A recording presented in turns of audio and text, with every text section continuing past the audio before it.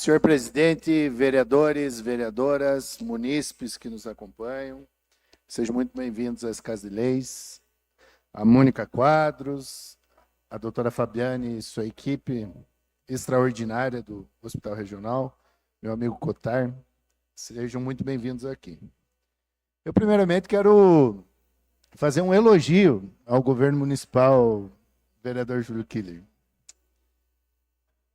Existia uma demanda reprimida no município e a Secretaria de Saúde conseguiu desenrolar essa demanda, que são as equipes itinerantes da Secretaria nas instituições de longa permanência de idosos.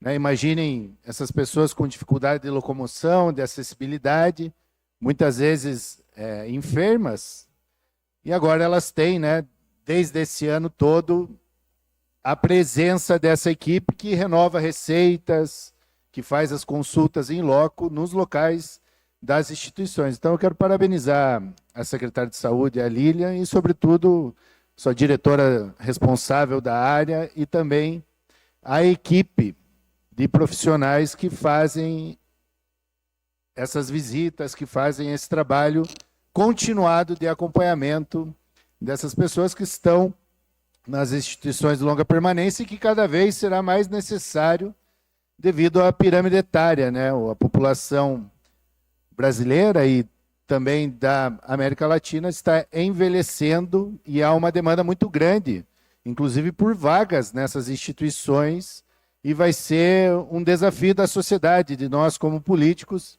nós propiciarmos políticas públicas que deem conta de atender senhoras e senhores que, ao longo das suas vidas, se dedicaram no trabalho, deixaram contribuição na sociedade e não podem ficar abandonadas pelo poder público quando elas mais precisam. Então, falam que eu sou uma oposição radical e aqui eu, ao contrário do que falam, eu quero deixar essa parabenização, que é o reconhecimento do trabalho bem feito. E é muito importante, quando o trabalho é bem feito, ele ser reconhecido.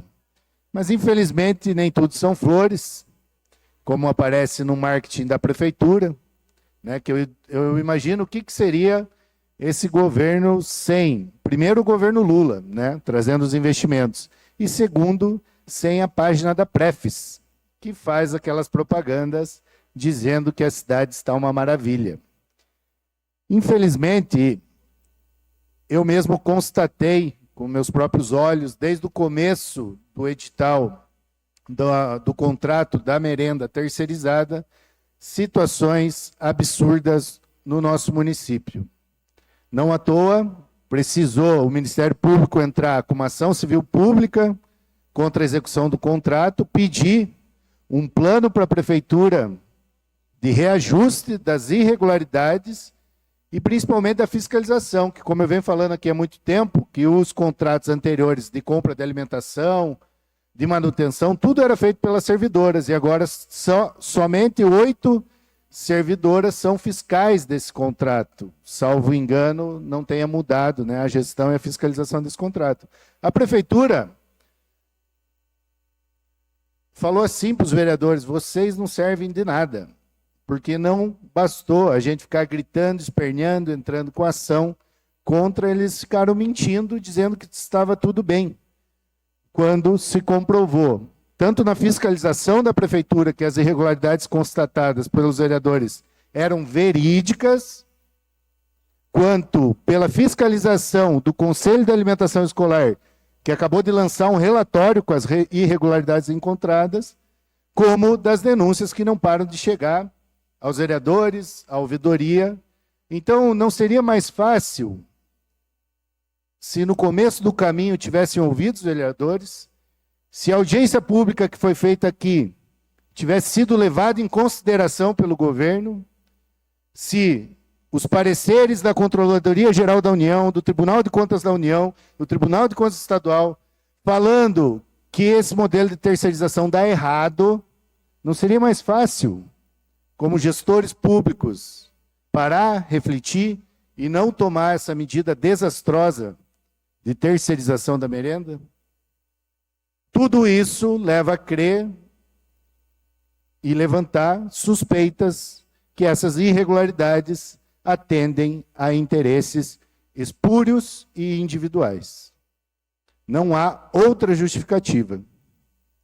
Como não há outra justificativa para, depois de tantas denúncias do Conselho de Direitos dos Animais, dos vereadores ficarem falando que a Clinicão não estava dando certo, ter que ter uma intervenção judicial para suspensão do contrato.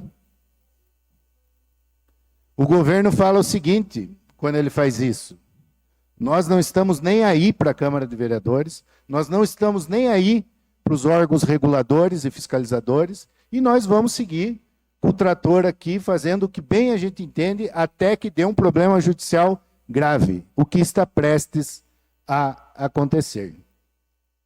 Nós vamos contribuir com o Ministério Público na sua ação civil pública, levando as denúncias que eles ainda não têm de situações que estão previstas no contrato, como o caso da manutenção das cozinhas.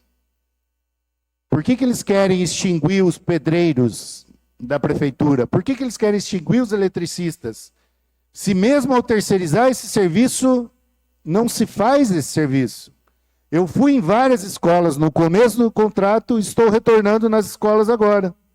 As mesmas pias continuam entupidas, os mesmos fogões não funcionam, as mesmas lâmpadas não foram trocadas, as mesmas geladeiras estão estragadas, salvo um ou outro equipamento pontualmente consertado pela Ômega. A gerencial ainda está fazendo o trabalho com as merendeiras, a Ômega não contratou o número de funcionários que deveria contratar, contrata por R$ 1.700 mais R$ 200 de alimentação, salário de fome, e pessoas sem qualificação que estão cuidando dos alimentos das crianças de Ponta Grossa.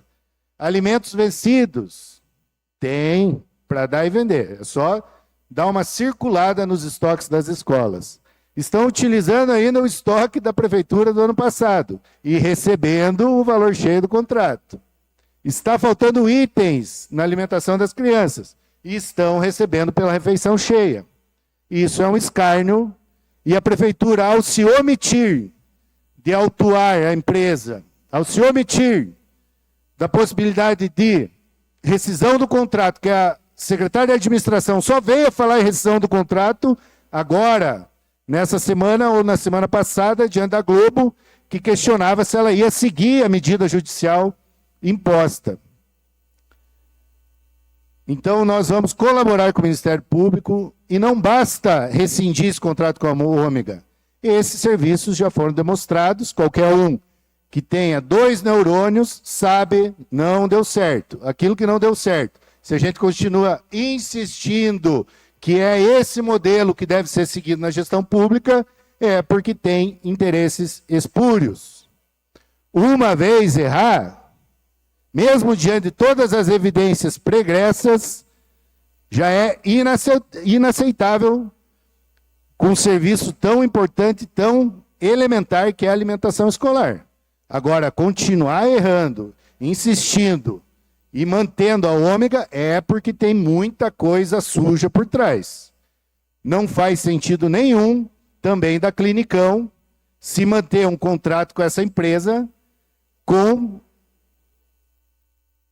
todos os elementos que nós em um dia de CPI já achamos no local onde é arrendado pela empresa. Baias pequenas, promovendo maus tratos. O fiscal do contrato, gestor do contrato, não viu isso antes?